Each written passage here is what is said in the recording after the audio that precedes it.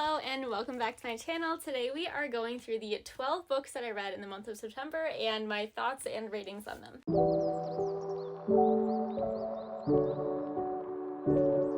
I started September off by finishing the last two books in the Nantucket series by Elin Hilderbrand, so that is The Perfect Couple as well as Swan Song, and these pleasantly surprised me because I really kind of hated the first two books in this series, which is shocking to me because Elin Hilderbrand is like one of my comfort authors. I love her books set in Nantucket because they're so I don't know, they're comfy cozy, they're like summer reads that just have drama and are just a super fun and breezy read, especially in the summertime.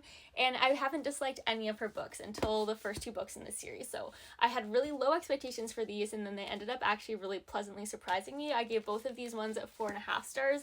They kind of went in a better direction than the first two books is all I'll say. The first two books dealt very heavily in the plot with just cheating in the main characters, and I just couldn't root for anybody. They were all unlikable to me because everybody was cheating on everybody and I just hated it. And these two books did a better job of having other substance that I was interested in, that wasn't just plot lines of different couples cheating. The nice thing is you don't have to read these books in order in the series because they are all standalones. They just have certain characters that you will recognize the names of and recognize from previous books, but they are completely functional as standalone books. So I would really recommend these two, but if I were you, I would probably just read these two and not the first two books in your series. Next up, I read the book Dishonestly Yours by Krista and Becca Ritchie, and this is the author duo. They're sisters of the series Addicted to You, or just the Addicted series, and that is on my TBR, but I'm very intimidated by that book series because there's so many of them. So I wanted to start here with their newest book to see if I like their writing style, and then if I did, I would go read the Addicted series,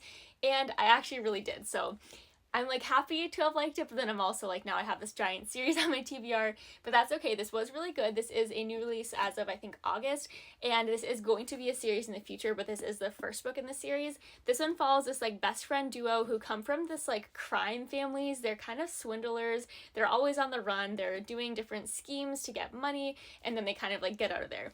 And these two girls that are best friends, they decide they kind of want to start a new life for themselves and to move somewhere else and to try to live an honest life. Now, the biggest issue in their plan is that one of the sisters' brothers tags along, and that kind of messes everything up because he isn't really supposed to be there with them. He's not really on board with their new life plan, and he just throws a wrench in everything. And he's gonna end up with a romance with the other best friends, or the other best friend. I do recommend this book, and I am excited to read the other books that come out in this series, so I definitely do recommend these authors.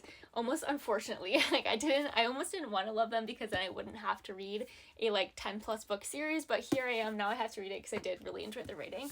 The next book that I read was You Again, and this one came so highly recommended to me by so many people, and it was just a little bit of a letdown, I think, because of that, because I had heard just so many 5-star reviews of this book, and it just wasn't quite that for me. This is inspired by, I think it's called When Henry Meets Sally or something.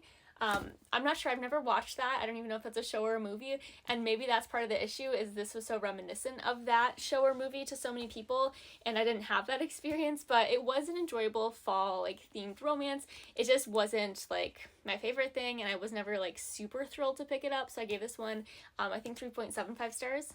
This book is about these two main characters who start out completely hating each other. They find out about each other because they're both with the same woman, and they go off their separate ways, and they don't, of course, really ever want to see each other again, but fate is going to bring them back together, and they are both in inopportune times in their lives, and they end up with a just friends without benefits situation that's of course going to eventually turn into more. And I didn't dislike this book. I did still like it, but I do think that it is not quite deserving of just as much hype as it gets, but I don't know. Some people love it, so take my review with a grain of salt. The next book that I read is Casey McQuiston's The Pairing, and this is my second book of Casey's, and I really enjoyed this one.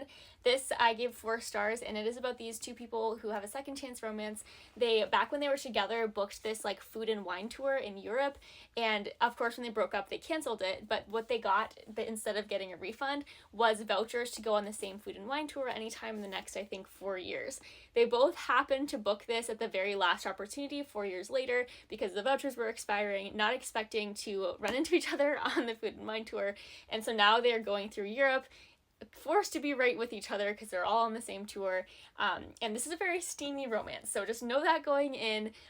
If you're into that, then I think you'll like this one. I did give this 4 stars. I liked it, but it is a very steamy, summery kind of romance. I thought it was really fun, like seeing all the little like nods to different places in Europe. I could tell that Casey did their research on like all of the topics, and it made me feel like I was in Europe, which was fun because I'm honeymooning there very soon. So this just had me excited for my honeymoon, and just excited also to read more of Casey's books because they have a whole bunch, and I really do think I've only read one others of theirs, so excited to give more of theirs a try. Next up, I read Katie Ledecky's memoir. This one's called Just Add Water, and this is just about her entire life from like the beginning of her swimming career all the way to current day, and I loved this. I'm a big Katie Ledecky fan. I used to be a swimmer, and I just find her story like very interesting, so I was excited to read about it. She's obviously like an icon in the sports world right now. She's set so many records for not only swimming but also like medal counts at Olympics, and this is a very fun read through. So if you are a fan of Katie Ledecky or if you like swimming, I definitely recommend it. But I did listen to this one on audio, and I do heavily recommend that because she narrates it, and I always love when authors narrate their own memoirs. It just makes it so much more fun. So if you're gonna read it, listen to it, and it is a pretty short read. Next up, we have my very favorite book of the month. This book is called Nowhere, and unfortunately it doesn't come out until the 25th of March, but this book was so incredibly spooky and eerie and fantastic, and I loved it so much. I gave this one 4.75 stars. Something in the ending made me really mad and unable to give it 5 stars, but if it weren't for that one tiny thing, this would have been a 5-star book because it had me at the edge of my seat. It had me like terrified to be in my own home, which is exactly what you're looking for in this type of just like thriller borderline horror book. This book is about a series of a bunch of disappearances in this really small fundamentalist town and what one broken family must do to remain together as dark forces close in. This book follows a broken family of this couple who lost one of their children. They do have 2 daughters that are really the only thing that are keeping them even together as a family unit, but things start happening in this town. There is like and this isn't spoilers, I checked that it's on here, there's like a force that is calling to children into the forest, and things are happening, and this book is horrifying. Like, I cannot say that enough, that I was truly petrified, and this is a debut novel, so to have that effect on me as a very seasoned thriller reader is really impressive. So definitely have this on your radar when it comes out in March because I have like infinite good things to say about this one. The next book that I read is Slow Dance by Rainbow Rowell, and I like this one, but I think I read this at an inopportune time. I read this as part of my 24-hour reading challenge, and I really wasn't in the mood for romance. I've been in more of a thriller kick, but I read this anyways, and I think that was mainly my issue. But I did still give this one 3.5 stars. I did like it, and I recommend it, but just as you always should, make sure you're in the mood for the type of book you're about to read. This one is a like friends to lovers, like a second chance romance almost, about these 2 people who are childhood best friends, and they haven't been together for a long time. They had some past back when they were younger, but they're kind of being brought back together because one of their like old friends is getting married, which is bringing them back to the same town, and they're going to have like a rekindling of their connection. And this book just explores both past tense as far as like their relationship as children and like teenagers, and I think even like adulthood, and then present tense like as far as the wedding and after the wedding. So I do recommend this one. It is like not a book that stuck with me a ton, which partly leads to that rating that I gave it. I like have the broad details of this book still, but none of the like fine details, but it was still overall enjoyable. And this is my first book by Rainbow Rowell, so I do plan to read more of hers. Then I read this super enjoyable graphic novel called Fangs, and this just had me like smiling and giggling. This was so cute. It's only like 100 pages, but this is basically just a love story between a vampire and a werewolf, and it is just like so cute and hilarious, and I just absolutely recommend it, especially for this time of year if you like graphic novels. And even if you don't, if you haven't read a graphic novel, this would be an incredible place to start because it is so short and just the cutest little like pages. I'm obsessed. Then I read this book of poetry called Letters from a Dead Girl, and I didn't love this one. I gave this 3 stars, but part of it I think was just the way it's written. For some reason, the format of having like all of the verses separated by just like dashes or slashes, that didn't work for me. It just like bothered me slightly.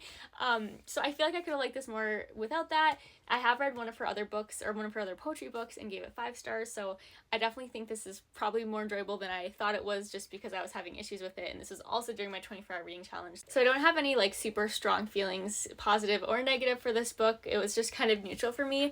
The next 2 are my last 2 of the month, and I loved them both. This one is called The Last House on Needless Street. This is the perfect spooky season read. This book's already out, so this one you can read during the spooky season, and it's fantastic. This is the type of book that has like so many missing pieces that you're trying to figure out throughout the whole book, and then it all comes together perfectly in the end and makes so much sense, even though it didn't make sense through much of the book, which I was nervous for because I heard that about about this book prior to reading it, and I don't love books where you like actually have no idea what's going on, but you like are trying to figure it out. Like the story still makes sense without understanding fully what's happening, so I definitely just highly recommend this one.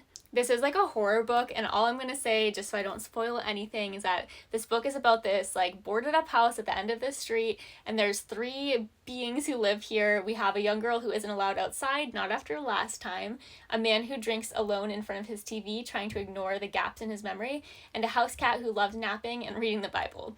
So those 3 like creatures, it's all gonna make sense, but for a long time you're just like trying to figure out what's actually happening in this book, and it's done so well. So I gave this one 4.5 stars, and then I gave my last book of the month, which was Off to the Races by Elsie Silver, 4.25 stars. This actually really pleasantly surprised me because I read her first book in the Chestnut Spring series and really just thought very mediocre things about it. I thought it was okay, but nothing spectacular. This book was actually super enjoyable for me. I gave this one 4.25 stars, but the main like thing missing for this book was just it is her debut novel, and she didn't really build the romance between the characters very well. So like they went from just having met to kind of being like a little bit grumpy around each other to all of a sudden they're like in love practically. I think she just like obviously hadn't had practice building a connection on page, and I think that shows in this book a little bit, but despite that, it was still super enjoyable, and everything else in this book was like really amazing. So I'm super excited to finish this series or continue it, because I think there's 4 or 5 books in this series, and this one so far is better to me